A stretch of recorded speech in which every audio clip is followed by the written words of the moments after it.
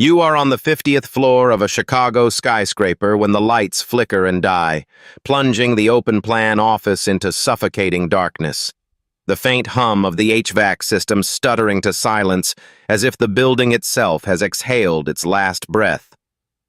Below, faint metallic clangs echo up the stairwell, rhythmic and deliberate, growing louder with each passing second, and the whispered murmurs of your coworkers freeze mid-sentence, their collective breath held in the void.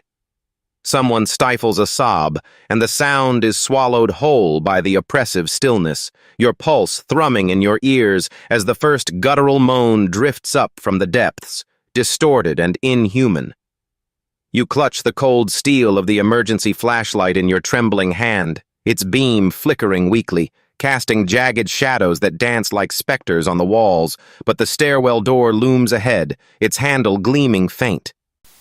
The lights flickered once, twice, then died, leaving the room in a palpable darkness. The hum of the air conditioning choked out, and the silence that followed felt suffocating, as if the walls were closing in. My fingers tightened around the pistol grip, the weight of it suddenly heavier than it had been a minute ago. One live round. That's all I had left. The conference room's glass walls reflected the dim glow of emergency exit signs, casting long shadows across the table littered with empty coffee cups and abandoned laptops. Day one, and already the world felt like it was unraveling. The smell hit me first, burnt plastic and something acrid, like a microwave left running too long. My respirator muffled it, but not enough. The cold seeped through my clothes and my stomach growled, a reminder of the hunger gnawing at me. My sidearm was useless here, unless I wanted to waste the last bullet on a light switch. Marcus Chen was crouched by the door, his tablet screen casting a pale blue glow on his face. He tapped furiously, muttering under his breath. The hallway stank of copper and burnt coffee. Someone spilled thermos rotting beside a shattered fire extinguisher. My boots crunched over glass shards, each step too loud in the oppressive silence. The respirator's filter wheezed at 70%, clogged with the reek of wet carpet and something sour underneath. Day one of the apocalypse, and I'm already rationing air like a damn astronaut. Halfway down the 50th floor corridor, the noises started again. A wet, rhythmic thudding from behind the emergency stairwell door. Not random, not wind, something learning how to open it. I palmed the last round in my sidearm, cold brass against my fingertips. One bullet, either a warning shot or a mercy. I crouched behind a toppled mail cart, ribs aching from the sprint up here. The ceiling vents groaned, spitting out stale AC. Option 1, kick the door, see what's hungry. Option 2, backtrack through the server room, hope the fire escapes clear. Both sucked. The stairwell could be a choke point tight, easy to aim. But if I was wrong, I'd be cornered with no ammo. The server room meant darkness, blind turns, and God knew how many of them waiting in the humming racks. The thudding stopped. A new sound, fingernails dragging down metal. Then a voice, human muffled behind the door. Help me, too smooth, too intact. The turn didn't talk. They gurgled. I exhaled hard, fogging the respirator. Trap or not, that's the first voice I've heard in 6 hours. The cart's wheels squeaked as I shifted and the dragging nails froze. Silence. Then a giggle, high and wet, from the other side of the door. The ceiling vent above me clanged. Something heavy was moving inside. The sound of metal scraping against metal echoed through the hallway, mingling with the distant drip of water from a broken pipe.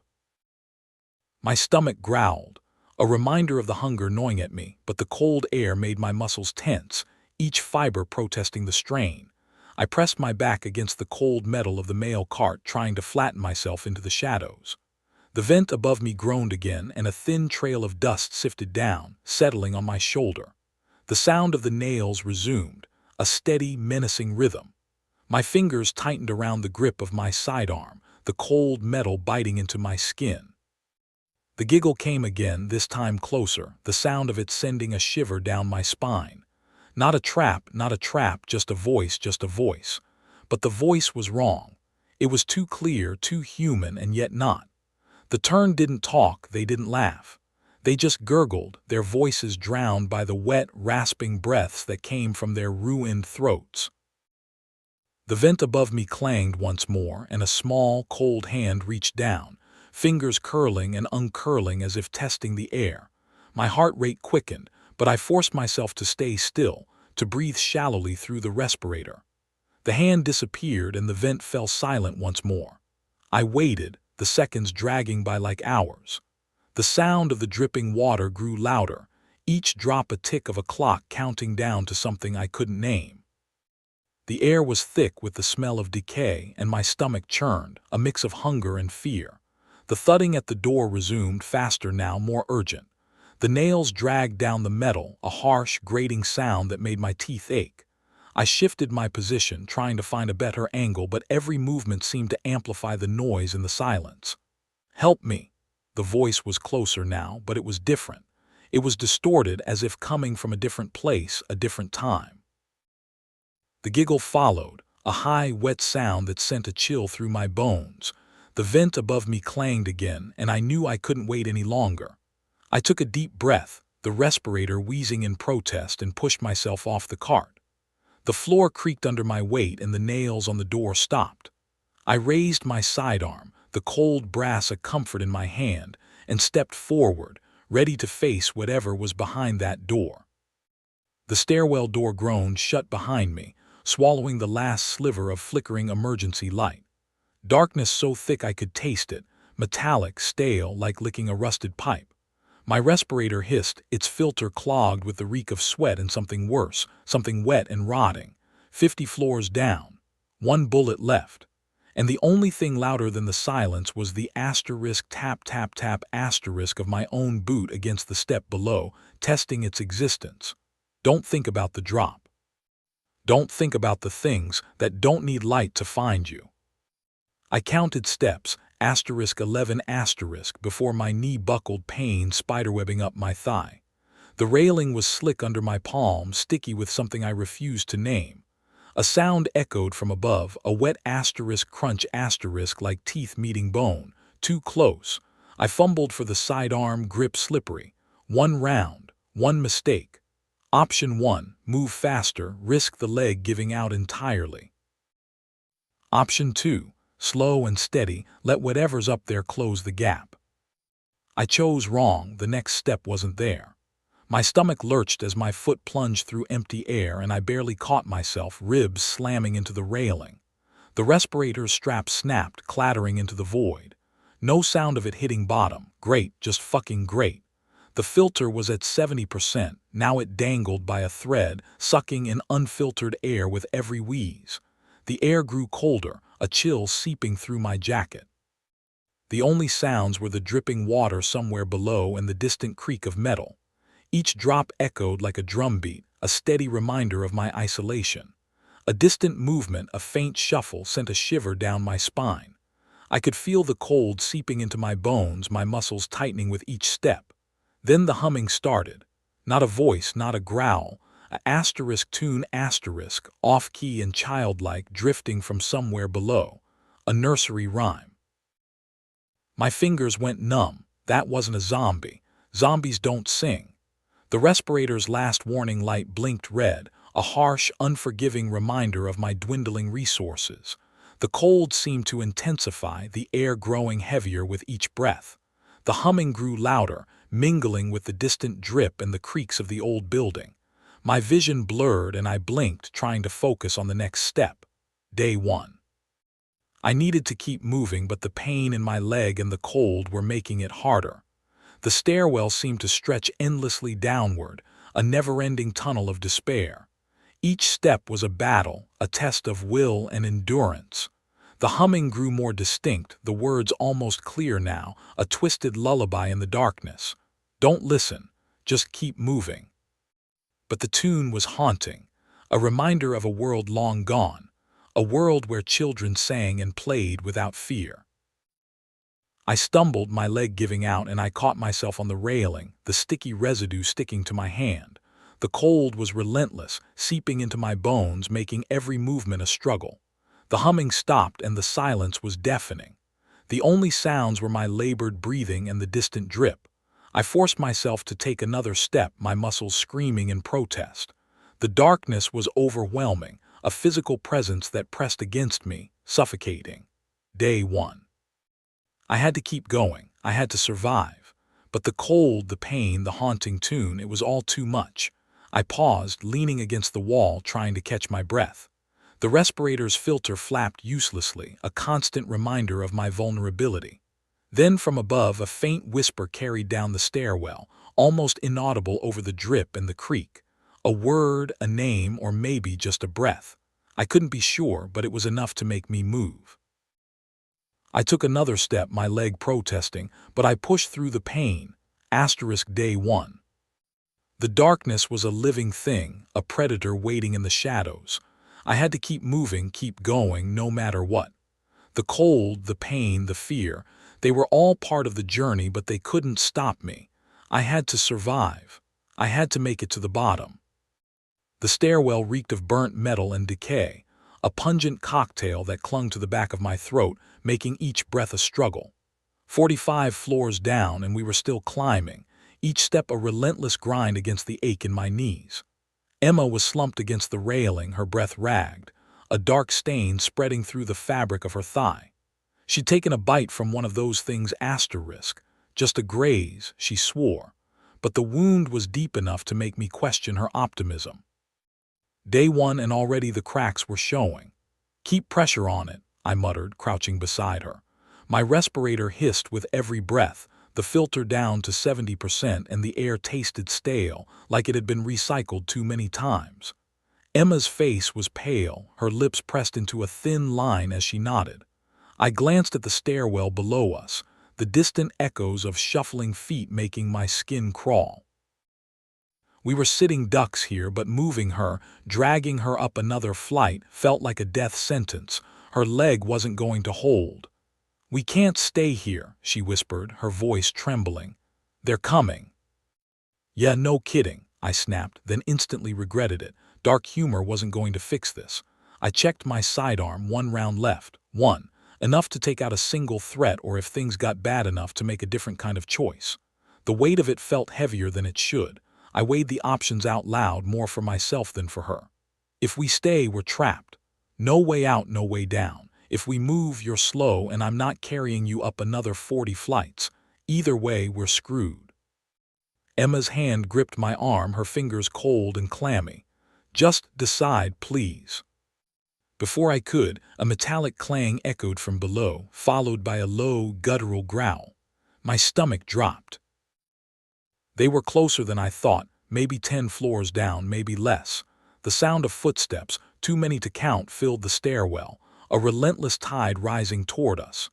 The distant dripping of water and the occasional creak of the old building added to the tension, making every moment feel like an eternity. Emma's eyes widened, and she tried to stand, her leg buckling instantly. I caught her, but the motion sent a sharp pain shooting through my knee. The respirator's filter hissed again, louder this time, like it was mocking me. 45 floors up, and we were nowhere near safe. And now, with Emma barely able to walk, the odds felt worse than ever. The growls grew louder, closer. I glanced at the stairwell above us, then back at Emma. No good choices, just bad ones. The wind whistled through the cracks in the walls, and the distant rustling of movement below sent chills down my spine. My muscles ached, my stomach rumbled with hunger, and the cold seeped into my bones, but those were the least of my concerns. "We have to go," I said, my voice barely above a whisper. "I'll help you, but we need to move now." Emma nodded, her eyes pleading. I hoisted her up, her weight pulling at my already strained muscles. The growls were almost deafening now, and the scent of decay grew stronger with each passing second. We started up the stairs, my steps slow and labored, Emma's breath shallow and strained. The stairwell seemed to stretch on endlessly, each step a battle against the encroaching darkness and the relentless pursuit from below. The knee gives out halfway down the 30th floor stairwell. I catch myself on the railing, metal biting into my palm, and stifle a groan. Below, something wet and heavy drags itself upward, 1 floor down, maybe 2. The bite on my thigh pulses hot under the makeshift bandage, and the respirator's filter wheezes like a dying man. Day 1, and already the world's reduced to this, counting floors, counting bullets, counting breaths before something hears me. The stairwell reeks of rust and stale sweat, the air thick enough to chew. Every step sends a jolt up my leg, but stopping means listening to that asterisk thing climb closer. I check the sidearm, 1 round left. Enough for a mercy kill if it comes to that, or a distraction. Toss it down the center gap, let the echo draw them away. But then I'm unarmed. The respirator, at 70%, which means 30 minutes of clean air if I'm lucky.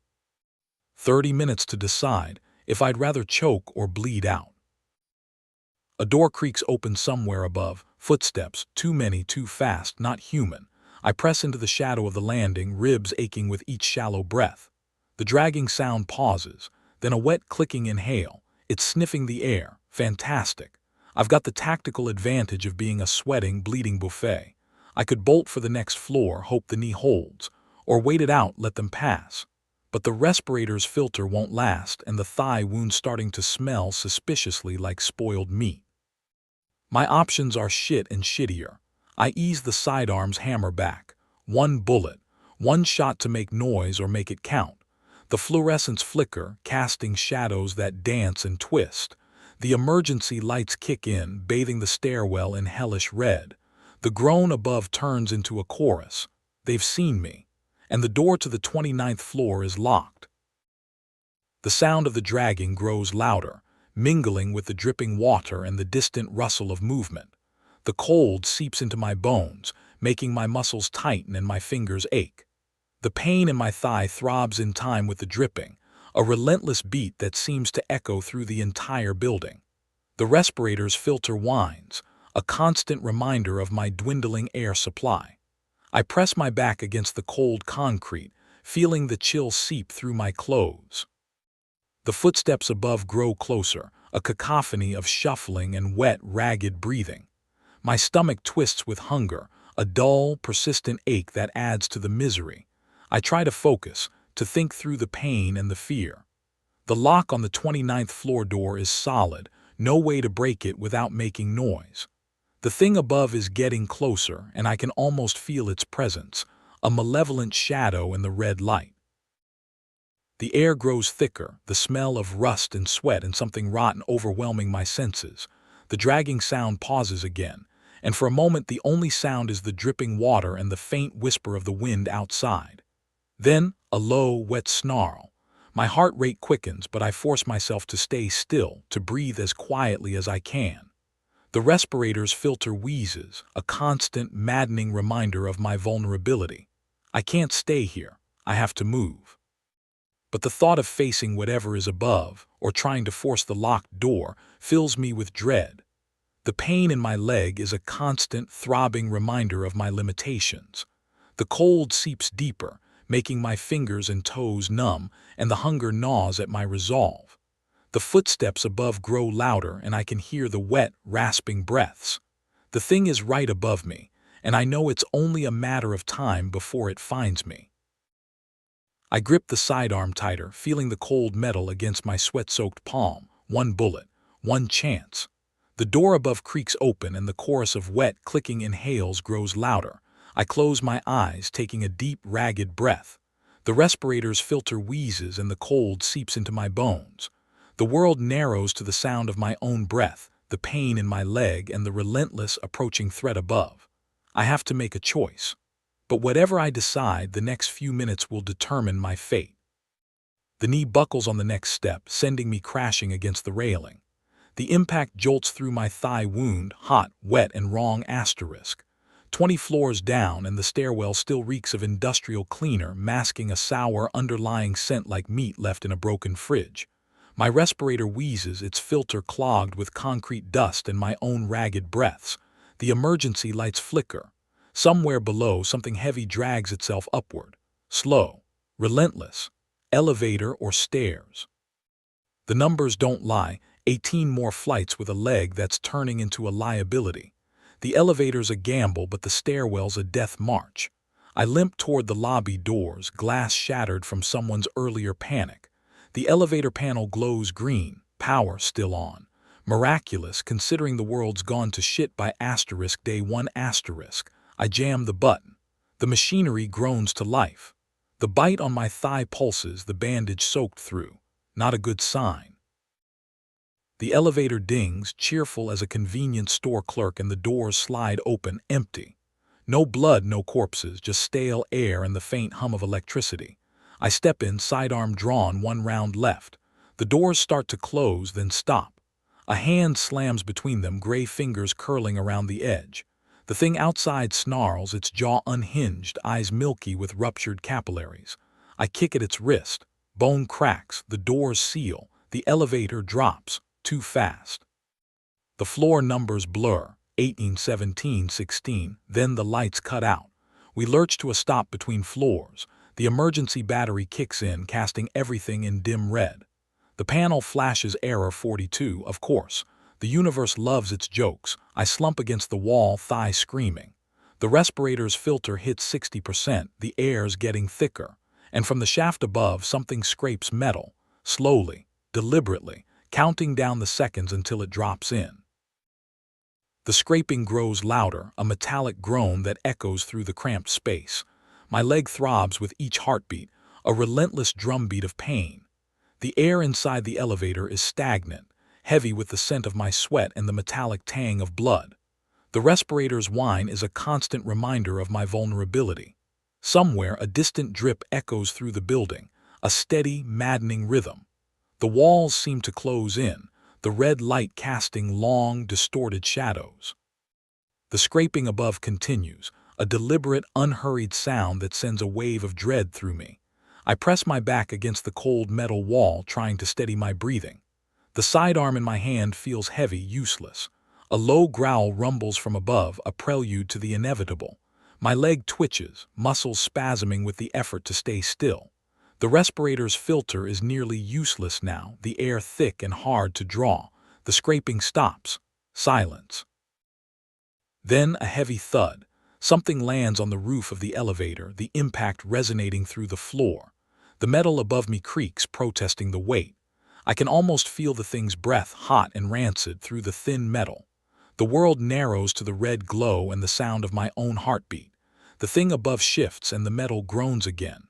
The elevator shudders and I brace myself for the final drop. The door panel flickers, the error 42 a mocking reminder of my fate. The thing above is patient, waiting. I know it will come. The only question is when. The stairwell is a claustrophobic echo chamber. The scuff of my boots on the cement floor, a relentless drumbeat of despair.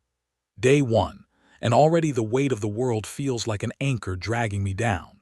The wheezing respirator filter, at 60%, does little to mask the acrid smell of decay seeping through the vents. My breath comes in ragged gasps, each one a reminder of the deep bite wound in my thigh, a constant throb of pain that threatens to drag me under. I reach the 10th floor and the door creaks open with a mournful groan, revealing a sea of parked cars. Each one is a potential hiding spot for the turned. The dim overhead lights flicker, casting long shadows that dance across the asphalt. The air is thick with the metallic tang of old blood and the faint, distant echoes of growls. I check my sidearm, only one live round left. Not enough to waste on a single shot unless it's a guaranteed headshot. I step into the garage, my eyes scanning the rows of vehicles. The exit is on the opposite side, a narrow ramp leading down to the ground level. The turned are everywhere, their movements sluggish but relentless. I can see at least a dozen of them, their moans a low, guttural chorus. I need to find a way through without attracting too much attention. The car doors and trunks offer potential cover, but they also provide easy hiding spots for the turned. I weigh my options, my mind racing. I could try to make a run for it, but my knee and thigh wound are screaming protests. Each step feels like a knife twist. If I get caught, it's over. On the other hand, if I take my time and use the cars for cover, I might be able to slip past them unnoticed. But that means more time exposed, and the respirator filter won't last forever. I spot a row of compact cars, their bodies a potential shield. I can hear the turned shuffling closer, their moans growing louder. The smell of rot is almost overwhelming. I decide to take the slower, safer route. I'll use the cars, moving from one to the next, staying low. It's a calculated risk, but it's the best I have. I start to move, my heart rate steady despite the pain. I've barely made it halfway when I hear a loud crash from behind me. One of the turned must have knocked over a trash can. The noise echoes through the garage and I freeze. The turned are alerted, their heads snapping in my direction. I have no choice but to keep moving, the car's my only hope for escape. The sound of their shuffling feet grows louder, a relentless pursuit. My thigh burns with each step, but I can't stop now. The exit is just a few more cars away, but the turned are closing in. The distant moans and shuffling feet are a constant reminder of the danger that surrounds me. The wind whistles through the gaps in the garage, carrying the faint scent of decay and the low, guttural growls. Each car I pass offers a brief respite, a moment of shelter from the relentless threat. But the pain in my thigh is a relentless companion, a constant reminder of my vulnerability. I hear a car door creak open nearby, and my muscles tense. The turned are getting closer. I press myself against the side of a car, my breath coming in shallow gasps. The cold metal of the car door is a sharp contrast to the burning pain in my leg. I can hear the turned moving around me, their shuffling steps a symphony of horror. I inch forward, my eyes darting from one car to the next, searching for a clear path. The exit is just a few more cars away, but the turned are everywhere. I can see their twisted forms in the flickering light, their eyes empty and lifeless. I take a deep breath and push off from the car, moving as quickly as my wounded leg will allow. The pain is a white-hot fire, but I force myself to keep going. The turned are closing in, their moans and growls growing louder. I reach the last car before the exit, and a sudden gust of wind whips through the garage, carrying the sound of distant movement. I can hear the turned shuffling closer, their footsteps a relentless drumbeat. I take a deep breath and push open the car door, slipping out into the open. The ramp is just a few steps away, and I can see the faint light of the outside world at the bottom. I start to move, my legs burning with each step. The turned are right behind me, their moans and growls a constant presence. I can feel the cold metal of the ramp under my feet, and I force myself to keep moving. The exit is just a few more steps away, but the turned are closing in. I can hear their shuffling feet and the low, guttural growls, a relentless pursuit. I reach the bottom of the ramp and stumble into the outside world, the cold wind a shock to my system. The turned are still behind me, but I'm out of the garage. I take a deep breath and start to run, the pain in my leg a distant echo compared to the relief of being free. The world is still dangerous, but I've made it through one more day. The car alarms screamed like banshees, echoing off the concrete walls of the 10th floor parking garage. My knee buckled as I stumbled toward the nearest vehicle, a rusted sedan with its hood popped open.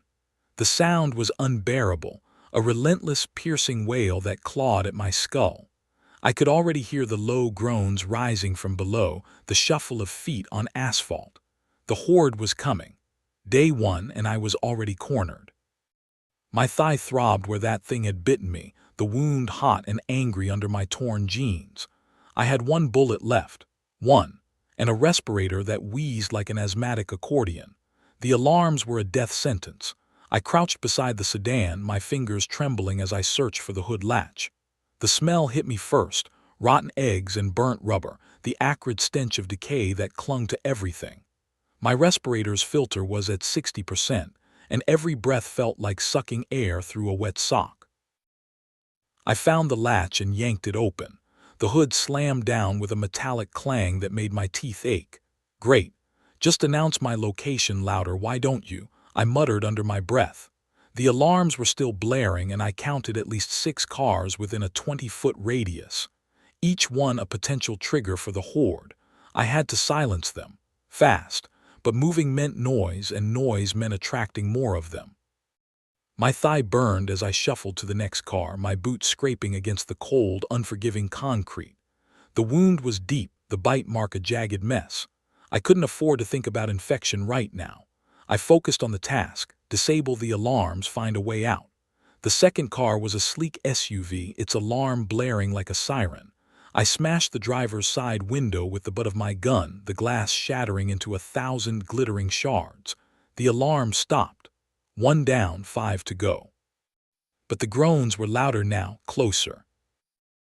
I could hear them, wet guttural sounds that made my skin crawl. The distant echo of footsteps and the occasional creak of metal added to the tension. I glanced toward the stairwell. The door was hanging open, a dark maw promising either escape or a fresh nightmare. I hesitated. Stay and silence the alarms, risking the horde, or run for the stairs and hope I could outpace them. My respirator wheezed again and I cursed under my breath. Choices, choices, I muttered, my voice dripping with sarcasm. Neither of them good. I reached the third car, a compact hatchback, its alarm wailing like a wounded animal. I fumbled with the door handle, my fingers slick with sweat. The groans were almost on me now. I could feel them, cold, decaying breath on the back of my neck. The air was thick with the stench of decay, and the sound of dripping water added a haunting rhythm to the chaos. And then I froze. The stairwell door creaked open, and a new sound joined the cacophony. A low, guttural growl, deeper than the others. Something bigger was coming. Something worse. The growl reverberated through the garage, a warning that sent a chill down my spine. The wind howled through the cracks in the concrete, carrying the distant sounds of movement, as if the entire building was alive with the threat of the approaching horde. I knew I had to act fast. But my muscles screamed in protest, the cold and the pain making every movement a challenge. The hatchback's alarm continued to wail, a reminder of the ticking clock. I took a deep, ragged breath and prepared to face whatever was coming. The flashlight flickered in my hand, casting shaky beams across the flooded subway tunnel. Water lapped at my thighs, icy and black, swallowing every sound except the faint drip drip drip from the ceiling. My knee screamed with every step, the deep bite wound in my thigh throbbing like a second heartbeat. Day one and I was already falling apart. The respirator wheezed in my ears, its filter clogged at 60%, and I could taste the decay in the air, thick and sour. I froze as something splashed behind me, too loud to be nothing. The flashlight jerked toward the sound, but all I saw were ripples spreading across the water. I muttered under my breath, either I move fast and risk drawing attention, or I go slow and let whatever's out there catch up. Great options. My teeth clenched as I weighed it. Speed meant noise, but hesitation could mean death. I shifted the flashlight to my left hand, my right hovering near the sidearm with its single, precious round. The water sloshed around me as I pushed forward, each step a gamble. The beam caught something glinting, a metal handrail half submerged. I grabbed it, the rust rough against my palm, and pulled myself along, trying to minimize the splashing. The tunnel stretched ahead, endless and dark, the flashlight barely cutting through the gloom. The respirator hissed, and I cursed it silently. 1 round left, I whispered, and a flashlight that's about to die. What could go wrong? The dark humor did nothing to ease the suffocating weight of the tunnel. My thigh burned hotter now, the infection spreading faster than I'd hoped. I paused, listening for that splash again. Silence. Maybe I imagined it, or maybe it was waiting. I shook my head, forcing myself to keep moving. Keep it together, I muttered. Just a little farther. A distant creak echoed through the tunnel, mingling with the constant drip. The wind whispered through the cracks, sending shivers down my spine. The flashlight flickered again, its battery failing. I quickened my pace, the water sloshing louder with each step. The handrail was my only guide, its cold, rough texture biting into my palm. The darkness seemed to press against me, a living thing that wanted to drag me down. Then the flashlight died. Pitch black swallowed me whole, the kind of darkness that pressed against your skin. I slapped it uselessly, but it stayed dead. My breath quickened, the respirator wheezing louder. I reached for the handrail again, but my fingers brushed something soft and yielding, a body floating in the water. I recoiled, my muscles tensing. The silence broke with a low, guttural growl, close enough to feel. I fumbled for the sidearm, knowing 1 round wasn't going to save me. The growl turned into a snarl, and I realized I wasn't alone anymore. The water sloshed against my thighs, cold and insidious, as I waded deeper into the flooded subway tunnel. Each step sent ripples through the murky water, amplifying the sound of my own movement in the oppressive silence. I froze, pressing my shoulder against the damp, moss-covered wall, listening intently. Somewhere in the distance, the unmistakable guttural groan of the undead answered, a chilling reminder of the horrors that lurked in the darkness. Day one of this nightmare, and already I was drowning in it, literally and figuratively. My thigh throbbed where that asterisk thing had bitten me, the wound hot and angry beneath the water.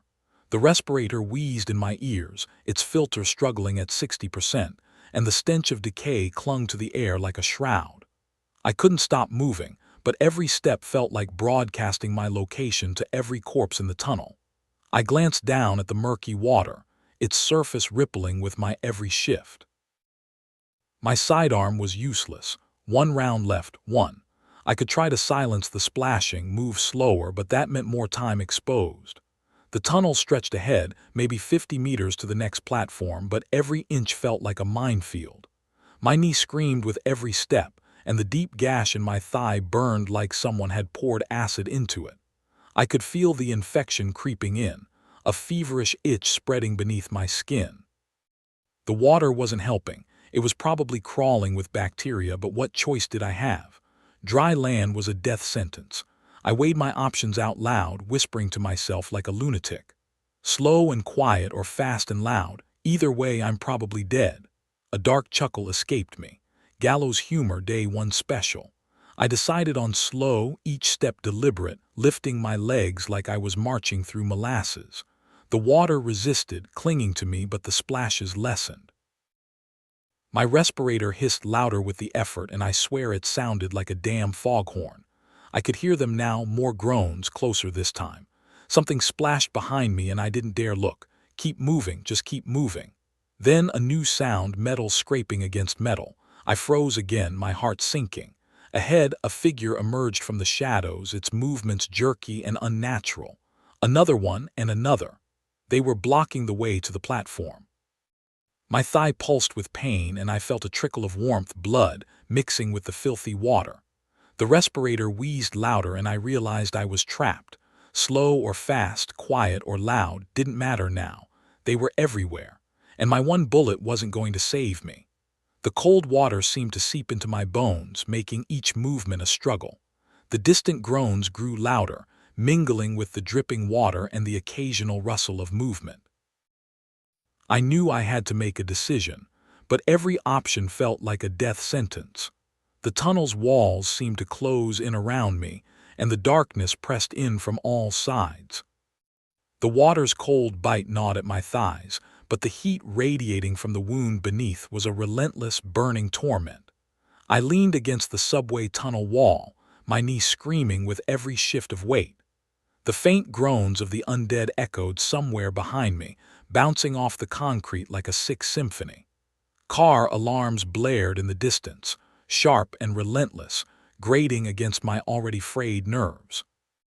Day one and I was already drowning, not in the water but in the sheer fucking absurdity of it all.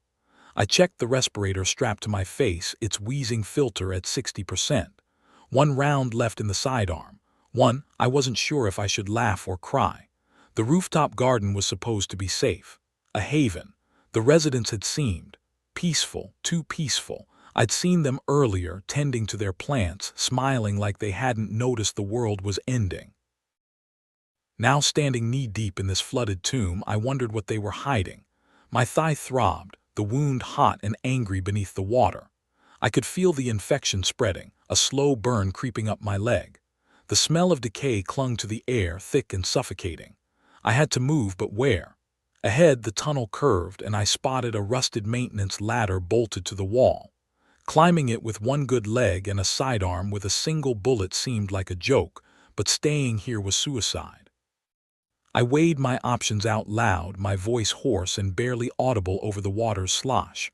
Climb, risk the noise and maybe find shelter, or stay here and wait for the groaning to get closer. The ladder was at least 12 feet high, the rungs slick with algae. My knee wouldn't take the strain, but I didn't have a choice. I holstered the sidearm, gritted my teeth, and grabbed the first rung. The cold metal bit into my palms as I pulled myself up, each movement sending white-hot pain through my leg. Halfway up, I heard a splash behind me. I didn't look. I couldn't. The ladder creaked under my weight, and I swore under my breath. Of course, because today wasn't already a parade of worst-case scenarios. I reached the top, collapsing onto the rooftop garden. The air smelled faintly of rosemary and rot. My thigh wound, oozed blood onto the concrete, and I realized I'd left a trail, bright red against the gray. The groans were closer now, and the ladder rattled faintly. I fumbled for the sidearm, my hands shaking. One round, just one. I glanced around the garden, my vision blurring. The plants were neatly arranged, too neat. And there in the corner was a locked shed. A shed that, for some reason, made my stomach twist. I dragged myself toward it, my leg leaving a smeared crimson path behind. The rattling grew louder. I didn't have time to wonder what was inside the shed. I just knew I made a mistake coming here. The knee-deep water was as cold as ice, but the bite on my thigh burned like a branding iron. I clung to a rusted rail, the metal flaking under my grip as I tried to steady myself. The subway tunnel echoed with distant groans, some human, some not. Car alarms blared above ground, their shrill screams seeping through cracks in the ceiling. Day one of this nightmare, and already I was down to one bullet and a respirator gasping its last breaths. The smell of decay clung to the air, thick and sour like spoiled meat left in the sun. I waded forward, each step a battle against the water's drag and the throbbing in my leg. My chest tightened with every inhale, the respirator wheezing like it was mocking me. The filter life indicator flickered, showing 60% maybe. The wound on my thigh pulsed angrily, the skin around it hot and swollen. I could feel the infection spreading, a slow, creeping fire beneath my skin. The water lapped at it, cold and filthy, and I wondered if drowning would be better than whatever the bite was doing to me. Up ahead, a makeshift barricade of debris loomed in the dim light. Could be a hiding spot, could be a trap. I hesitated, weighing the options. One bullet left. If I fired it, I'd announce my presence to everything in this tunnel. But if I didn't, and something was waiting behind that barricade, I'd be defenseless. My hand twitched toward the sidearm, then stopped. No. Better to risk silence. I inched closer, my boots scraping against the tunnel floor, the sound drowned out by the car alarms. The barricade was closer now, maybe 20 feet away. I could see movement behind it, shadows shifting in the flickering light. My throat tightened. "Hey," I whispered, my voice barely audible over the chaos. No response. Just more groans. I gripped the rail tighter, my knuckles white. Should I call out louder? Risk drawing attention, or stay silent and hope whatever was behind that barricade didn't notice me? My leg buckled, and I stumbled, splashing into the water. The sound echoed like a gunshot in the tunnel. The shadows behind the barricade froze, then turned toward me. Red eyes glinted in the darkness. Not human. Not anymore. I reached for the sidearm, my fingers trembling. One bullet. One chance. But before I could pull it, the barricade shifted, and the thing lunged. Its claws scraped against the metal, the sound grating against my ears like nails on a chalkboard. I fired. The shot echoed, deafening, and the thing dropped. But the groans around me grew louder, closer. I just lit a beacon for every undead thing in this tunnel. The respirator wheezed, its filter life plummeting. My legs screamed. And the water was rising. The railcart's rusted handle resisted at first, then gave with a shriek that cut through the silence like a scream. Knee screaming, I shoved forward, the wheels grinding over warped tracks. Water sloshed against my thighs, the cold a sharp contrast to the fire in my bitten leg. The wound pulsed under soaked denim, hot and tight like a second heartbeat. Day one, like that mattered now. Behind me, the tunnel echoed with splashing. Not the slow, clumsy drag of the drowned ones, this was the rapid, erratic slap of runners. I didn't turn. Turning was for idiots and corpses. The respirator wheezed in my ears, the filter clogged at 60% with the stink of wet rotten iron. 1 round left in the sidearm. 1.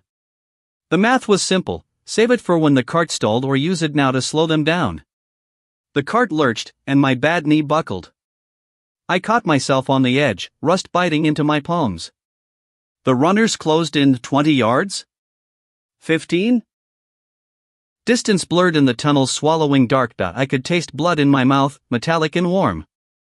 Probably bit my tongue. Or maybe that was the infection setting in. I grabbed the pistol. Fired blind over my shoulder. The shot cracked the air, and for half a second, the splashing stopped. Then it came faster, the sound of their pursuit a relentless drumbeat. The cart hit a dip, wheels skipping. My stomach lurched. The thing wasn't built for speed, just stubbornness. Like me. A hysterical laugh bubbled up escape plan, vintage subway tech and vibes but it died when the lead runner's hand slapped against the cart's edge, fingers curling over the rusted metal. I stomped down. Bones crunched. The thing didn't even scream. Ahead, the tunnel curved. Light flickering, sickly, spilled from a service hatch. Salvation or a dead end? No way to know. The cart shuddered, wheels groaning. Behind me, the pack surged, their stink rolling over me in a wave, wet meat in open graves. The dripping from the tunnel walls seemed to intensify, the sound mingling with the distant scuttling of something unseen. Then the wheel snapped. The cart listed, throwing me sideways. My bad leg took the full weight, and the pain was bright, blinding. The runners didn't care. They never did. The tunnel's cold air bit into my skin, the sound of their movements growing louder, closer.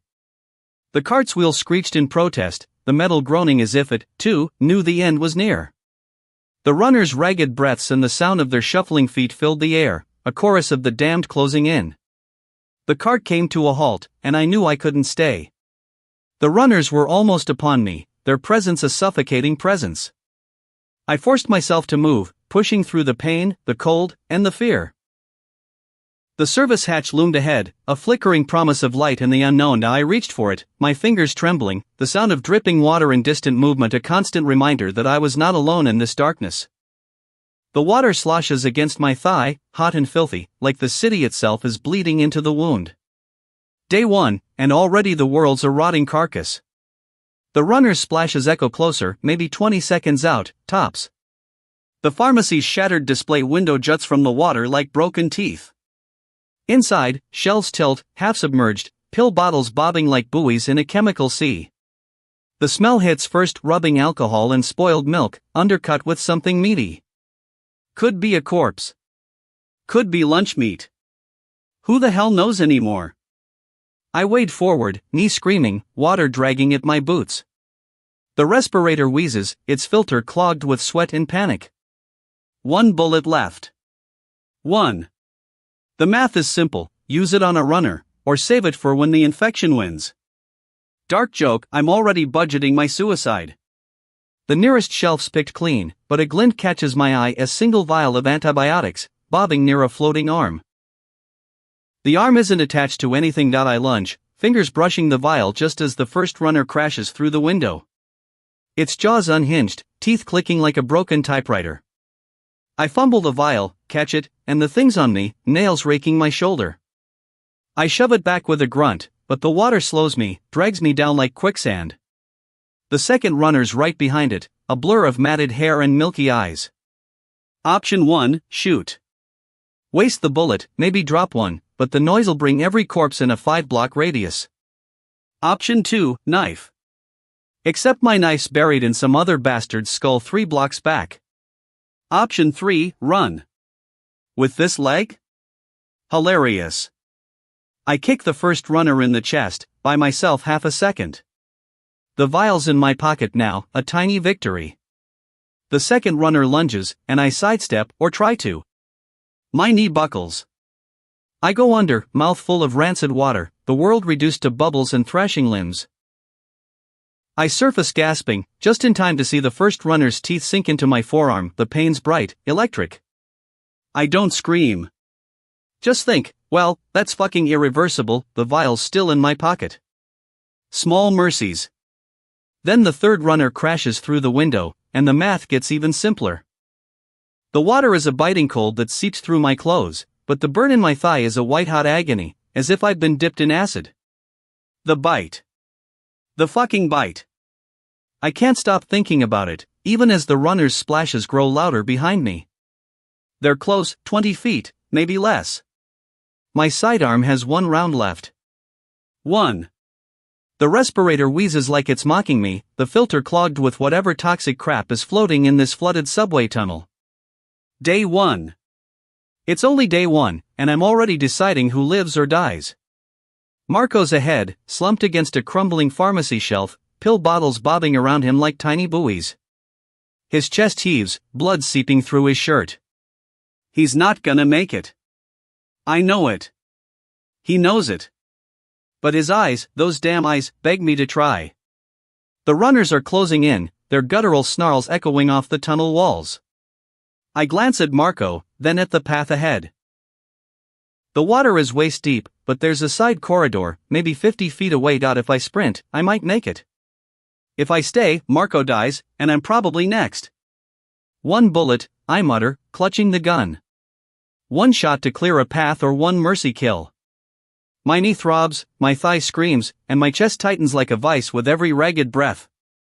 The air reeks of rotten chemicals, a nauseating cocktail that makes my eyes water. Marco coughs, a wet, gurgling sound. Go, he rasps. Don't be stupid. But his hand reaches for mine, trembling. Stupid. Yeah, probably. But I'm not sure I can live with leaving him. The runner's splashes are deafening now. 10 feet. 5. I raise the gun, aiming at the closest one, a woman in a tattered lab coat, her jaw hanging by a thread. 1 shot. 1 chance. But if I waste it on her, I've got nothing for the next one. Or Marco. My finger hovers over the trigger. Damn it, I hiss. My brain's screaming to run, but my legs won't move. Marco's grip tightens, then goes slack. His head lolls forward. The runner lunges, and I pull the trigger. The shot echoes, and she collapses, but 2 more are right behind her. I stumble back, my thigh screaming, and my respirator wheezes like it's giving up. Marco's gone. I know it before I even check. And now I'm out of bullets, out of time, and out of options. The runners are closing in, their rotting faces twisted in hunger. I turn toward the side corridor, but the water's deeper there, and something's moving beneath the surface.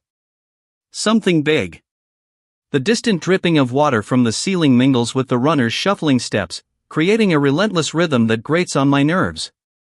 The wind whistles through the cracks, carrying the acrid scent of decay. I take a deep breath, the respirator's filter barely letting in any clean air.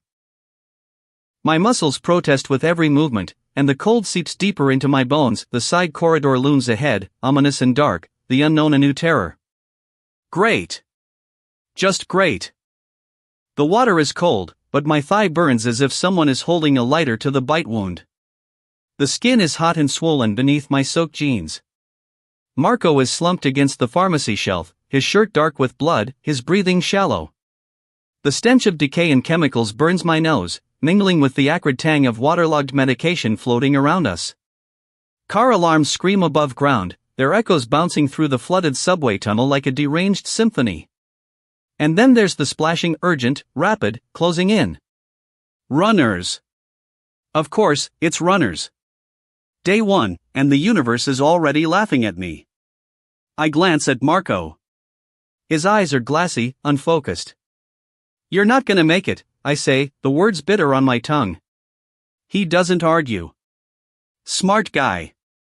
I'm down to 1 bullet, my sidearm slick in my hand. The respirator's wheezing, the filter at 60%, and every breath feels like inhaling sand. The water laps at my thighs, icy and relentless, but my wound is boiling, the infection spreading. Now I've got maybe an hour before I'm useless. Less if the runners catch us. I look around. The pharmacy is shattered, pill bottles bobbing in the water like tiny buoys. There's a gap in the shelves, maybe big enough to squeeze through, but it's a gamble. The runners are close, 20 meters, maybe less, and their guttural snarls bounce off the tunnel walls. I could leave Marco, use the bullet on myself if it comes to it. Or I could try dragging him, slow us both down, and probably get us killed. Either way, I'm screwed. Marco, I say, my voice tight. I'm not carrying you. His lips twitch, something like a smile. Didn't think you would, he rasps. The splashing grows louder, the runner's shadows flickering in the dim light. I glance at the gap in the shelves. It's narrow, barely enough for me, let alone Marco. But it's a chance. I crouch, my knee screaming, and grab a floating bottle of antibiotics, useless now, but the gesture feels important. Marco's eyes meet mine. Go, he says, his voice barely audible. Don't be a hero. I'm not. I'm just a guy with one bullet and a bad leg. I squeeze through the gap, the metal scraping my sides, the water rising to my waist. Behind me, Marco's breathing stops. The runners hit the pharmacy, their snarls turning to triumphant howls. I don't look back. I can't. The tunnel ahead is dark, the water deeper, and the distant groans of the undead tell me this isn't over. Not even close. The wind whistles through the tunnel, echoing the runners' cries, and the constant dripping of water adds to the symphony of despair. Each step feels heavier, my muscles aching with every movement, but I keep going, driven by the cold reality of survival. The water clotted my thighs, cold and stinging, like 1,000 needles pressing into the wound. My leg throbbed, hot and swollen beneath the surface, the bite mark leaking tendrils of blood that swirled in the murk. Marco slumped against the pharmacy shelf, his shirt soaked crimson, his breath shallow and wet. The runners were close, too close, their splashes echoing through the drowned subway tunnel like a drumbeat counting down the seconds we had left. Above, car alarms wailed, a symphony of chaos that made my head feel like it was splitting open. Day 1, and already the world had gone to hell. I glanced at Marco. He wasn't going to make it. Marco, I said, my voice tight, we gotta move. He didn't respond, just stared at the water, his hand clutching his side where the blood seeped through. The shattered pharmacy around us bobbed with pill bottles and debris, the acrid stench of decay and chemicals burning my nostrils. My respirator wheezed, the filter at 60% and failing fast. I had one round left in the sidearm, and the runners were maybe 30 seconds behind us. Maybe less.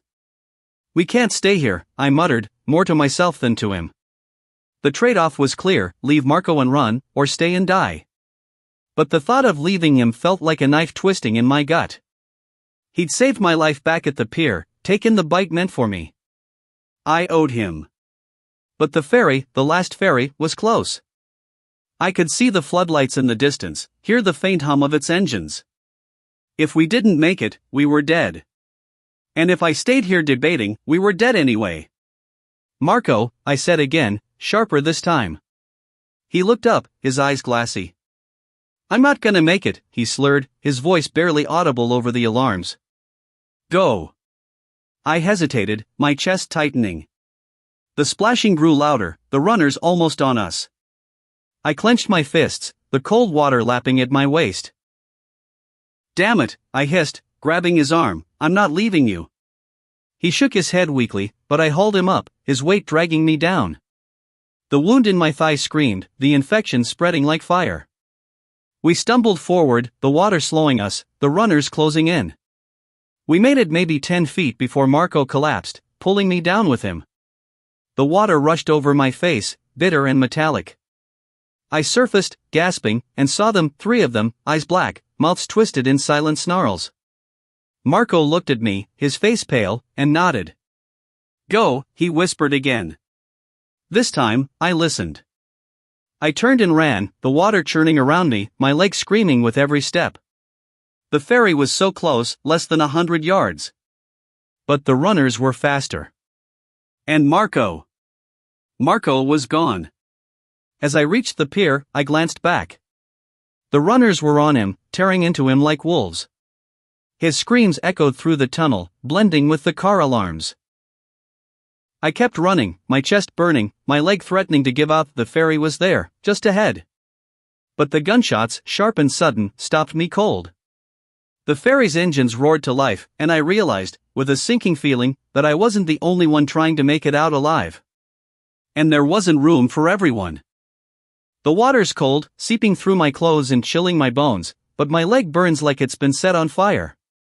Marco is slumped against the pharmacy shelf, his breathing shallow and labored, blood seeping through his shirt and clouding the water around him. The splashing behind us grows louder. 3, maybe 4 runners. Day 1, and the world has already descended into chaos. I fumble for my sidearm, but it's useless. 1 bullet left. The respirator wheezes in my ear, the filter at 60%, and every breath feels like I'm inhaling wet concrete. Car alarms echo above, a relentless orchestra of chaos, and the stench of decay mixes with the sharp, chemical tang of the flooded pharmacy. Marco coughs, a wet, rattling sound. "You gotta go," he says, his voice barely audible over the splashing. I glance at him, then at the runners closing in. 30 feet, maybe less. The water churns as they move, their guttural groans bouncing off the tunnel walls. Whiny screams when I shift my weight, and the bite on my thigh throbs like a second heartbeat. I know what's coming: infection, fever, the works. But right now, I've got bigger problems. "I can't just leave you," I mutter, though the words taste like a lie. Marco's already dead, he just hasn't stopped breathing yet. The runners are closer now, their movements jerky but fast. I glance at the shattered pharmacy shelves, the pill bottles bobbing in the water. Maybe I could hide, let them pass. But Marco's blood in the water's like a beacon. They'll find him, tear him apart, and then they'll find me. 1 bullet, Marco rasps, nodding toward my sidearm. "Use it." I grip the gun tighter, my fingers numb from the cold water. 1 bullet. I could end Marco, spare him the horror. Or I could try to take out a runner, buy us time. But 1 shot's not enough against 4 of them. My chest tightens as I weigh it out: Marco's life, mine, the runners closing in. The absurdity hits me like a punchline to a joke I didn't hear. Day 1, and I'm already deciding who lives or dies in a flooded subway tunnel. The runners are 20 feet away now, their rotting faces visible in the dim light. I glance at Marco, his eyes half closed, his skin pale. "Sorry," I whisper, raising the gun. But before I can decide, the tunnel shakes, a deep, rumbling explosion from above. The water ripples, and the runners pause, their heads tilting toward the ceiling. Firebombing. The military's torching the city center. Marco's eyes snap open, wide with panic. "Go," he croaks. I hesitate, my finger on the trigger. The runners are distracted, their attention drawn to the explosion. But the ceiling above us groans, cracks spreading like spiderwebs. The water's rising, and the air's thick with smoke. The distant sound of the explosion is followed by the creaking and groaning of the tunnel structure. The runners' groans are drowned out by the cacophony of collapsing concrete and metal. Then the ceiling collapses. The water surged around my thighs, icy and relentless, as I dragged Marco toward the ferry.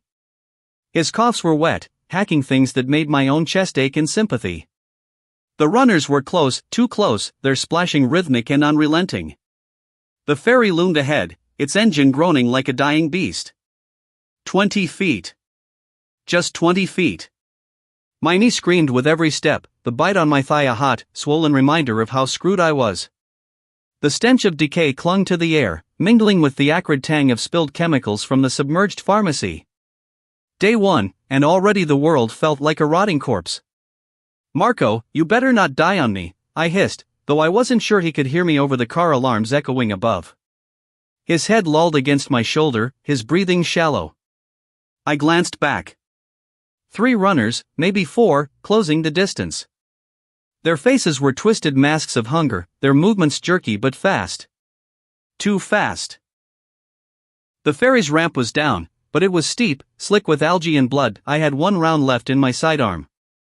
1. Could I risk wasting it on a runner? Or save it for, no. Not thinking about that. Not yet. The water sloshed as I heaved Marco forward, my thigh wound throbbing with every movement. The ferry's engine sputtered, and I cursed under my breath. Come on, I muttered, more to myself than Marco. The runners were 10 feet behind now, their guttural growls sending chills down my spine. I reached the ramp, my boots slipping on the slime-coated metal. Marco groaned as I yanked him up, his weight threatening to pull us both back into the water. My respirator wheezed, its filter clogged at 60%, and I fought the urge to tear it off. The air was thick with the stench of death, but at least it was air. The ferry's horn blared, startling me, and I nearly dropped Marco. The runners were on the ramp now, their clawed hands grasping at the air. I fumbled for my sidearm, my fingers slick with sweat and blood. One shot. One chance. I fired, the crack of the gun deafening in the confined space. The runner crumpled, but the others kept coming. I dragged Marco onto the deck, my lungs burning, my vision swimming. The ferry's engine roared to life, and for a moment, I thought we might make it. Then I saw it, the fuel gauge. Empty. The engine sputtered again, and the ferry lurched, drifting away from the pier. The runners were still coming, their splashes growing louder. Marco coughed, a wet, gurgling sound that made my stomach turn. I looked at him, then at the water, then at the runners closing in. The ferry wasn't going anywhere. And neither were we. The sound of dripping water and distant movement added to the tension, the wind whistling through the gaps in the ferry's structure. The cold seeped into my bones, and my muscles screamed with each effort. The runners were almost on us, their growls mingling with the sound of the sputtering engine. I pressed my back against the railing, Marco's weight a deadening force on my shoulder. The world seemed to narrow to this one moment, this one desperate struggle for survival. Day 1, and already, the end felt inevitable. The water is icy, but it's the searing heat in my thigh that's killing me. The bite is swollen, pulsing beneath the flooded subway's filth. Marco's coughing behind me, a wet, ragged sound, as if his lungs are drowning. The splashing is getting louder. Runners, maybe 50 feet back, closing fast. The ferry's ahead, maybe 200 yards, but it feels like a mile. My knee screams with every step, the water dragging at me as if it's alive. The car alarms above are relentless, a shrill tinnitus that claws at my sanity. Day 1, and it's already gone to hell. Marco's voice cracks. I'm done, man. Leave me. He slumps against the pharmacy shelf, his face pale under the flickering emergency light. The shelf is crumbling, pills bobbing in the water like tiny lifeboats. The stench is unbearable, chemicals, decay, something metallic. His respirator wheezes at 60%, and I know mine's not far behind. The runners are closer now, their guttural groans echoing off the tunnel walls. I glance at my sidearm. 1 round left. Enough for him or me. Not both. Marco, I start, but he shakes his head. Don't. You've got the ferry. Go. The water laps at his chest, his breathing shallow. His eyes lock on mine, and there's no fear there, just exhaustion. The runner's splashes are deafening now, maybe 30 feet. The ferry's still too far. I grip the sidearm, the metal cold and slick with water. If I leave him, he'll turn. If I stay, I'll die too. My thigh throbs, the infection spreading. I can feel it, hot and angry beneath the skin. The runner's stench hits me, rotting meat and wet earth. Marco, my voice breaks. He nods, like he knows. Like he's already made peace with it. I raise the sidearm, my hand trembling. The runners are close enough to see now, their eyes milky, mouth gaping. Marco closes his eyes. The shot echoes in the tunnel, sharp and final. The runners pause, then surge forward. I turn, the water dragging at me, my knee buckling. The ferry's still there, but the runners are faster. My thigh is on fire, the water is cold, and the ferry's too damn far. Marco's gone, and I'm next. The tunnel is a relentless maze of dripping water and distant, echoing movements. The wind whistles through the cracks, carrying the scent of decay and the distant howls of the runners. Each step is a battle against the cold, the pain, and the encroaching darkness. The ferry's lights are a faint beacon, but the runners are closing in, their groans mingling with the relentless alarm above. My leg burns, my knee protests, and the water seems to cling to me, pulling me down. The ferry's still there, but the distance feels insurmountable. The runners are faster, and the cold, dark tunnel is closing in. Marco's gone, and I'm next. The ferry looms ahead, a glimmer of hope in the chaos, but it's a mirage. The water continues to lap at my thighs, the cold seeping into my bones, making each step a labor of will. Marco's coughing has turned wet, a death rattle. The acrid smell of decay and chemicals from the submerged pharmacy fills my nostrils, mingling with the distant, relentless car alarms. My thigh throbs with a hot, pulsing pain, the wound swollen and infected. The sound of runners splashing closer heightens the urgency, each step a reminder that time is running out. I glance around, trying to find a way to buy us some time. The flooded subway tunnel offers potential hiding spots, but they're few and far between. The water is murky, visibility low, and the groans of the undead echo through the tunnel. I can see at least 3 of them, their decayed limbs flailing as they wade through the water, driven by an insatiable hunger. The shattered pharmacy behind us is a graveyard of broken pill bottles, bobbing in the water like tiny, useless life preservers. Marco is slumped against a crumbling shelf, his breath shallow and labored. His eyes flutter open, but they lack the fire they once had. "We need to move," I whisper, though the words feel hollow. My sidearm has only 1 live round left, and my respirator is wheezing at 60%. The trade-offs are stark. I can't carry Marco and fight off the runners at the same time. We're down to seconds, and the city is burning, a distant inferno that casts an orange glow through the tunnel's openings. I take a deep breath, the air tasting like ash and decay. "Marco, I need you to try and stand. Just a little longer, okay?" I ask, knowing the futility of the request. He nods weakly, but I can see the life draining from him. The runners are closer now, their splashing growing louder, more insistent. I weigh the options, leave Marco behind and maybe make it to the ferry, or stay and face the inevitable. The city's flames are a cruel reminder of the world we've lost. I press my hand against Marco's shoulder, the water cold and unforgiving. "I'm sorry," I say, the words catching in my throat. "We can't both make it. You know that, right?" The runners are almost upon us, their moans a relentless chorus of death. Marco's eyes meet mine, a silent understanding passing between us. I reach for my sidearm, the weight of the decision heavy in my hand. The city burns, and the tunnel is a tomb. Day 1, and the world has already ended. The runners are on us, their hands reaching out, and I know I have to act. The ferry is our only hope, but it's a hope that comes at a cost. I take one last look at Marco, the water lapping at his chest, and I make my choice. The sound of the runners closing in is a drumbeat of doom, and I know the next few seconds will define our fates. The city's flames flicker, casting eerie shadows on the water. The smell of decay and chemicals is overwhelming, and the water is cold, cutting through my resolve. The ferry is just ahead, but the price is steep.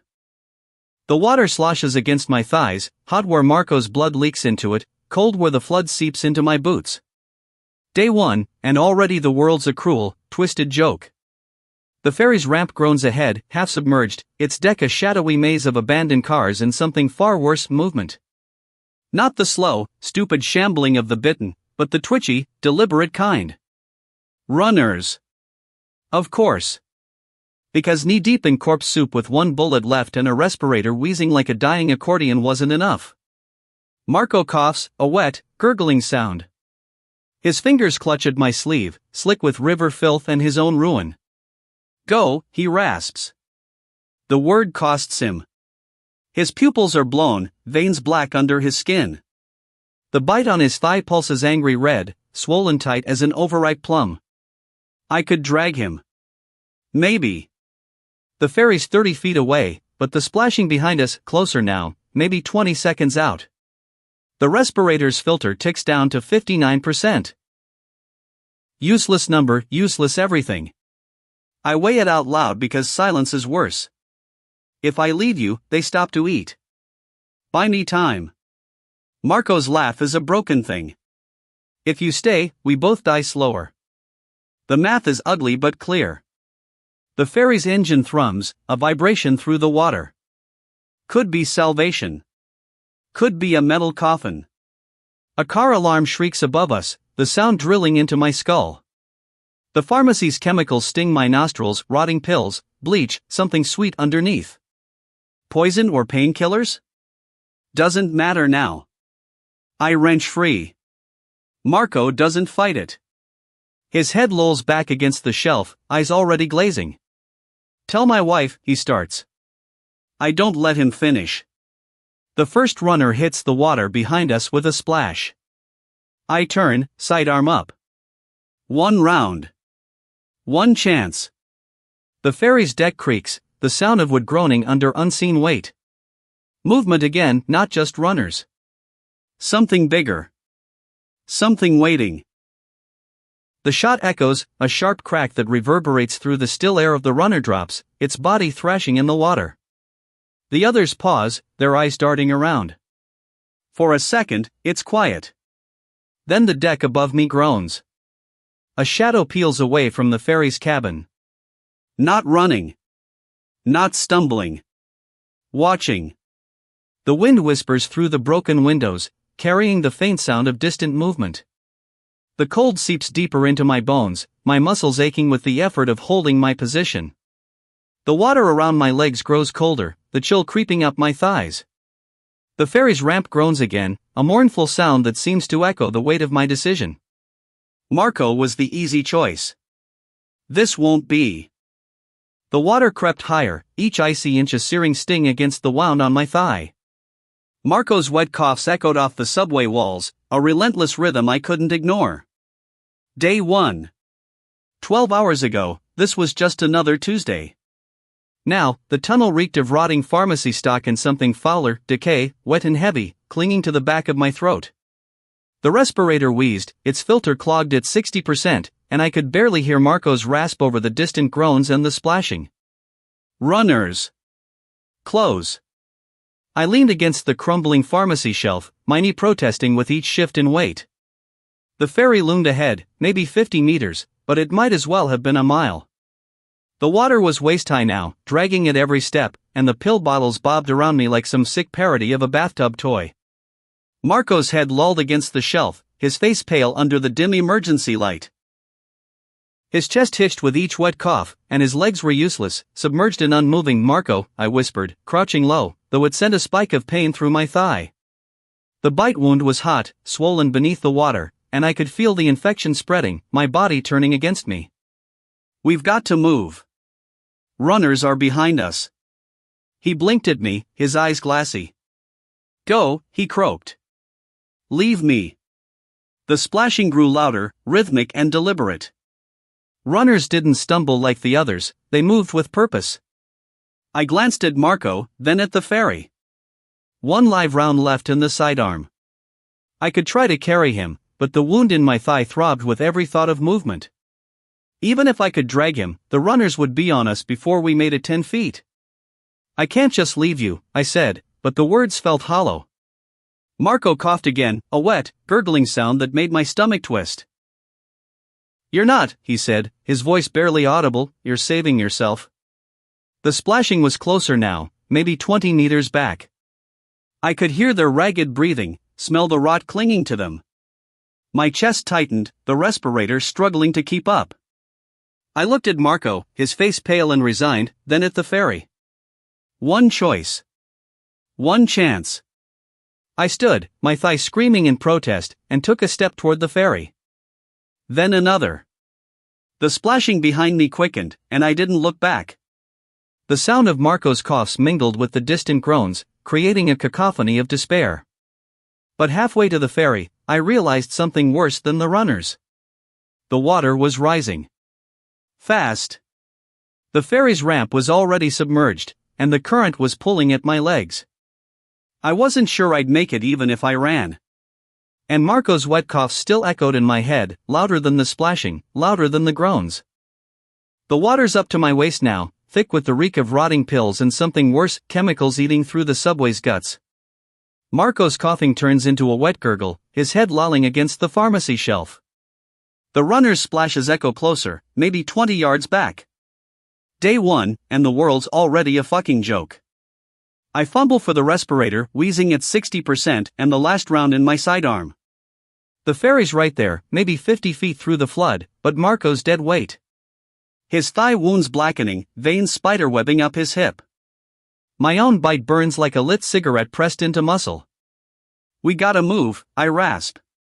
He doesn't answer. Just stares at the ceiling like it's got answers. The runners hit a puddle, closer. I could drag him. Maybe. But my knee's screaming, and the water's dragging at every step like it's alive. Or I leave him. One bullet left. Not enough for both of us. The absurdity almost makes me laugh. Zombie apocalypse and I'm rationing mercy like it's fucking coupons, Marco wheezes. Go. Blood bubbles at his lips. The runner's footsteps sync with my pulse. I could shoot him. Quick. Clean. But the gun's for me if the ferry's overrun. The water sloshes against my ribs, icy where it seeps into my wounds. The pharmacy's fluorescent lights flicker, throwing shadows that look too much like hands reaching. I grab Marco's collar. He's lighter than he should be, like the infections hollowed him out. 3 steps. My knee buckles. The runners hit the pharmacy entrance, 3 of them, eyes milky, clothes streaked with shit I don't want to name. Marco's fingers brush my wrist. Promise me, he chokes. The ferry's gate creaks open. A flashlight beam cuts the dark. Someone's alive over there. The lead runner lunges. I drop Marco. The shot's louder underwater. The runner collapses, but the other 2 don't even slow down. The flashlight swings wild. Run, a voice shouts. I do. Marco doesn't. The ferry's ramp starts rising the second I'm halfway up. Hands haul me over the edge. Behind us, the runners hit the water, but the gate's already closing. Then the engine sputters. Dies. And from the other side of the ferry, something growls. The car alarms won't stop. Their shrieks drill into my skull, bouncing off the concrete walls of the parking lot like a tinnitus symphony. Day 1 and already I'm limping, clutching my thigh where that asterisk thing sank its teeth into me. The wound throbs, hot and wet under my torn jeans. I can smell it, metallic sour. Infection's coming if the blood loss doesn't kill me first. The cold air bites into my skin and my stomach grumbles with hunger, a dull ache that adds to the chorus of discomfort. Across the lot, 4 figures in tactical gear huddle near a van, rifles slung low but ready. They've seen me. One of them raises a hand, signaling me to stop. I freeze, my sidearm dangling uselessly with its single bullet. The sound of dripping water echoes somewhere in the distance, a constant reminder of the isolation and decay around us. My respirator wheezes, its filter clogged with the acrid stench of decay and burnt rubber. The air tastes like ash. Stay where you are. One of them shouts, voice muffled by a respirator. I raise my hands, grimacing as the movement pulls at the bite wound. The cold wind whips around me, making the pain in my leg feel sharper. Is that blood? Another asks, pointing at my leg. Yeah, I rasp, but I'm not dead yet. They exchange glances. One of them, a woman with a scar running down her cheek, steps forward. You're bitten. You know what that means. I know what it could asterisk mean, I snap. But I'm still talking, still breathing. You've got a van. I've got intel trade. The scarred woman hesitates. What kind of intel? The store's lower floors are crawling with those things. Hundreds of them. You try to go that way, you're dead. But I know a route, underground access, clear for now. Get me out of here and I'll show you. Bullshit, a younger voice cuts in. Ava, the intern, steps forward, her hands trembling on her rifle. We can't trust him. Look at him, he's already turning. I glare at her. Kid, if I were turning, I'd be eating your face right now. I'm not, yet. The scarred woman studies me, her finger twitching near the trigger. Even if we believe you, we're not taking a bite risk in the van. Then give me a gun, leave me somewhere safer. I'll take my chances. She shakes her head. Guns are in short supply, you're not worth the risk. The knee pain flares as I shift my weight and I bite back a curse. My thigh feels like it's on fire, the wound weeping through the fabric. I'm running out of time. The sound of distant movement, a faint rustling, adds to the tension. Fine, I say, forcing a grin. Guess I'll just bleed out here while you idiots get swarmed. Good luck with that. Their hesitation lasts a second too long. Before they can decide, the sound of glass shattering echoes from the stairwell behind them. The creatures are closer than they thought. The cold wind picks up, carrying the distant cries of the infected. One of the men curses, turning toward the noise. Ava's grip on her rifle tightens, her face pale. "We're out of time, just shoot him and let's go," Ava shouts. The scarred woman raises her rifle, aiming at my chest. "Sorry," she says and fires.